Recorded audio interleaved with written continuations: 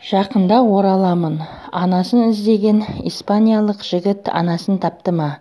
Мұрат мұратына жетті ме?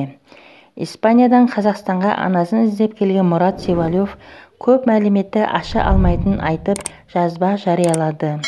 Құрметті қазақстандықтар, өздеріңіздей қонақжай, мейірімді халықпен танысуға мүмкіндік бергендеріңіз үшін және қолдау танытқандарыңыз үшін мың алғыс. Мен Қазақстанның әр ұлына, қызына, анасына, әкесіне тәнтімін және ризамын. Достар, менің визамның уақыты аяқталды. Енді туған жерден кетуім керек. Бірақ мен жақын арада қайтып келемін. Мен туған анамды іздеуді тоқтатпаймын. Кеше Қазақ радиосының «Бармысың, бауырым» хабарының редакциясына менің атымнан сот отырысына қатысуға, маған қатысты кез келген мәлімет алуға, менің атымнан арыз, өтініш, шағым жазуға заң бойынша толық рұқсат бердім, деді ол. Жәнібек Қазақстанға келгенде анасын іздеуге көмектескен барша азаматқа алғыс айтты. Сонымен бірге ол өзі үшін қиын күндердің болғанын да жасырмады.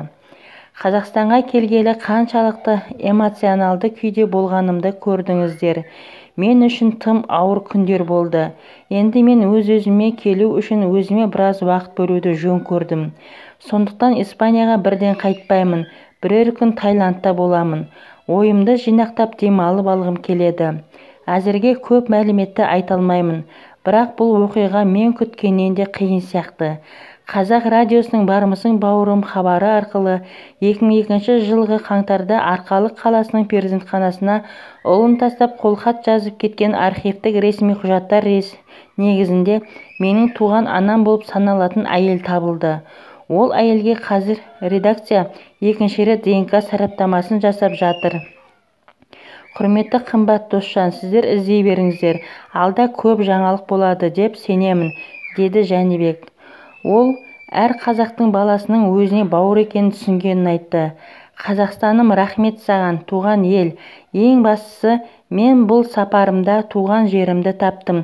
Туған еліммен қауыштым. Әр қазаққа бала, бауыр екенімді түсіндім. Бәріңізді жақсы көремін. Амандықта жүздесейік, деді ол.